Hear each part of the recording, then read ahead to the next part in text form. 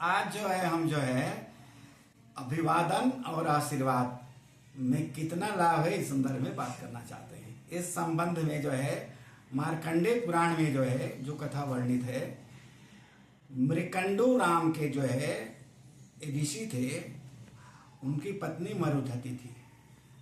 दोनों ब्राह्मण दंपति इस बात से काफी दुखी थे कि उनके कोई संतान नहीं थी। मृकंडू ऋषि ने जो है बहुत दिनों तक तपस्या किया, संतान न हो। संतान होने की तपस्या किया, लेकिन उनको श्राप था कि 7 जन्म तक उनको जो है कोई पुत्र और पुत्री नहीं होगी। तब उन्होंने बहुत दिनों तक जो है तपस्या किया ब्रह्मा जी की। ब्रह्मा जी प्रकट हुए। ब्रह्मा जी ने बोला कि वरदान मांगो। उन्होंने बोला प्रभु मुझे पुत्र रत्न चाहिए, मेरे को पुत्र दीजिए। ब्रह्मा जी ने ध्यान लगाया और ध्यान लगाने के बाद बोला कि तुम्हें अभी नहीं 7 जन्म तक कोई भी संतान नहीं होगी। फिर उसके बाद जो है वो निराश नहीं हुए और जो है फिर पुनः जो है उन्होंने भगवान नारायण की जो है तपस्या करना शुरू किया और भगवान नारायण प्रकट हुए। उन्होंने बोला कि जो है मृकंडू ऋषि और उनकी पत्नी मरुधति, उनको बोला कि जो है वरदान मांगो, तुम्हें क्या चाहिए, मैं वो वर देने के लिए तैयार हूँ। उन्होंने बोला प्रभु यदि आप प्रसन्न हैं तो मुझे पुत्र रत्न होने का वरदान दीजिए। परंतु वो बोले कि नहीं, ये जो नहीं हो सकता, ये तुम्हारे भाग्य में जो है पुत्र रत्न की प्राप्ति नहीं लिखी है, ये नहीं दे सकते, कोई और वरदान मांग लो। फिर बोले मुझे कोई दूसरा वरदान चाहिए ही नहीं, मेरे को तो पुत्र ही चाहिए। फिर उसके बाद जो है वो चले और आगे जो है कैलाश पर्वत की तरफ चले और वहां जो है वो ध्यान लगाए और भगवान शिव की जो है बहुत ही कठोर तपस्या किया उन्होंने। और भगवान शिव प्रकट हुए। मृकंडू ऋषि और उनकी पत्नी मरुधति को जो है उन्होंने बोला कि वरदान मांगो, मैं जो मांगूंगा मैं दूंगा। उन्होंने बोला प्रभु यदि आप प्रसन्न हैं तो मुझे वरदान दीजिए। और उन्होंने जो है वरदान मांगो तो वरदान उन्होंने मांगा मुझे पुत्र रत्न चाहिए। उन्होंने तुरंत बोला एवमस्तु, तुम्हें पुत्र होगा। पुत्र तुम्हें अल्पायु चाहिए कि दीर्घायु चाहिए? अल्पायु यदि पुत्र होगा तो तुम्हें पल पल सुख देगा, परंतु उसकी उम्र जो है केवल 16 साल की होगी। और यदि दीर्घायु पुत्र चाहिए तो वो तुम्हें पल पल पीड़ा देगा, लेकिन वो काफी दिनों तक उसकी उम्र बहुत लंबी होगी। तो उन्होंने जो है निर्णय किया कि मैं आनंदित हो सकूं, इसलिए मेरे को जो है अल्पायु पुत्र ही चाहिए, दीर्घायु पुत्र नहीं चाहिए। भगवान शिव ने आशीर्वाद दिया, वरदान दिया कि पुत्र रत्न की प्राप्ति होगी। ब्राह्मण और ब्राह्मणी आए मृकंडू ऋषि के यहाँ जो है 9 महीने बाद जो है उनके घर में बच्चा हुआ। 9 महीने के बाद जो है बालक पैदा हुआ और बालक जो है पैदा होने के बाद जो है बालक बहुत ही यशस्वी था, बहुत ही गुणवान, बहुत होनहार और पल पल इन लोगों को आनंदित करने वाला बालक था। धीरे धीरे उम्र उसकी बढ़ती गई और उम्र जो है जब 15 साल बीत गई उसके बाद ये लोग चिंतित होने लगे कि अब जो है बालक जो है 1 साल में जो है मर जाएगा। उसके बाद कई विद्वानों से उन्होंने मंत्रणा किया। मंत्रणा करने के बाद ये निर्णय किया, ब्राह्मणों ने उन्हें सलाह दिया कि अभिवादन शीलस्य नित्यं वृद्धोपसेवनम चत्वारि तस्य वर्धन्ते आयुर्विद्या विशोलम।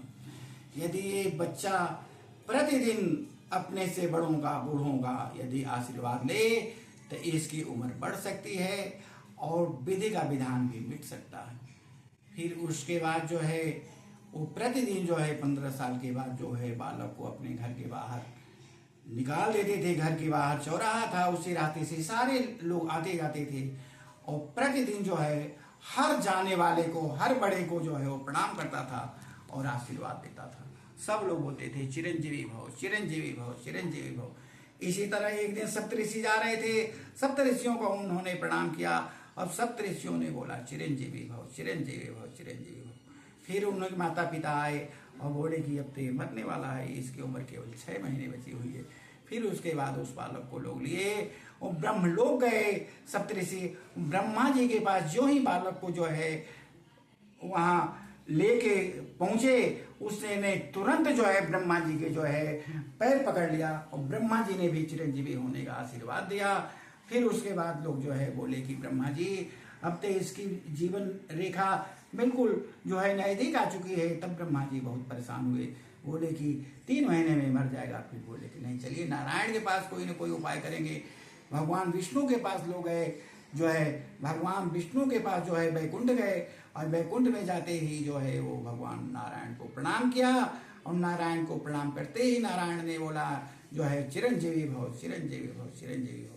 अब लोग बोले कि अब तो इसकी उम्र जो है केवल 1 महीने बची है, 1 महीने बाद मर जाएगा, हम लोगों का सबका जो है आशीर्वाद मिथ्या होगा। तब उन्होंने बोला नहीं, ऐसा नहीं हो सकता, भगवान शिव कोई न कोई रास्ता निकालेंगे।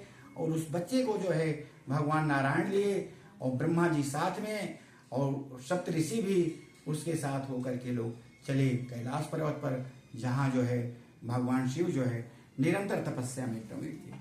और भगवान शिव को तपस्या करते हुए जब उसने देखा, बालक ने तुरंत जाके उनके पैरों पर गिर पड़ा और पैरों में गिरने के बाद जो है भगवान शिव तो पहले बहुत जो है तमतमाए कि जो है मेरी तपस्या को जो है कौन आदमी है जो विघ्न डालने आ गया। लेकिन देखिए तो जो है अबोध बालक जो है छोटा सा बच्चा जो है हमारे चरणों में पड़ा हुआ है, तो उन्होंने तुरंत आशीर्वाद दिया कि जो है तुम चिरंजीवी भव, चिरंजीवी भव, चिरंजीवी भव, दीर्घायु भव, तुम्हारी उम्र बहुत लंबी हो।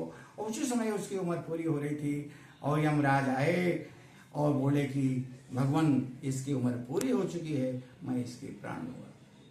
भगवान शिव ने कहा कि इसको मैं आशीर्वाद दे चुका हूं चिरंजीवी भव का, यमराज तू इनके प्राण नहीं ले सकता। यमराज ने कहा कि नहीं, विधि का विधान है और विधि के विधान से मैं बधा हुआ, इनके प्राण मैं लेकर के ही जाऊंगा।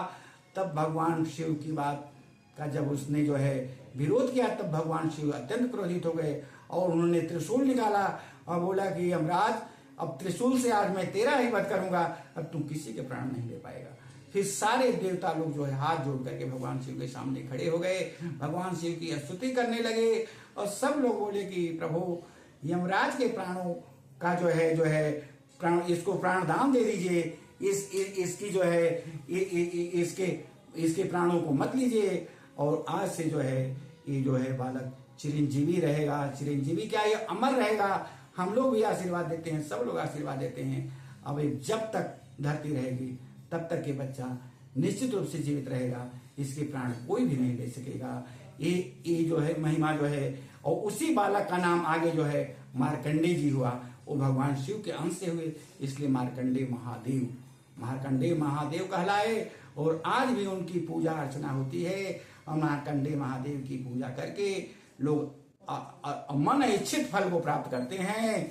तो ये जो है ये कहानी ये बताती है, ये जो है प्रसंग बताता है कि जो है अभिवादनशील नित्यम वृद्धो सेवनम चत्वारि तस्य वर्धन्ते आयुर्विद्या विरोधनम।